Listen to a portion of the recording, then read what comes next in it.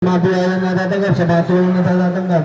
Yung pag mga nakatanggap na po, ay pwede na po muna pagbigyan naman po natin, alam po natin sa mga sarili natin yan.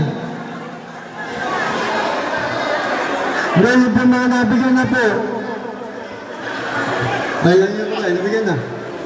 Parang Miguel, nasaan ka? Yung mga nabigyan na po, pagbigyan naman po natin ang iba. Ano po?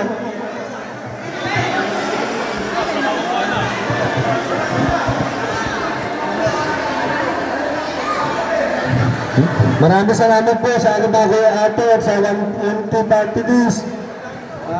Ganyan po talaga, kalambing at kasaya siguro talaga ang ating mga barangay.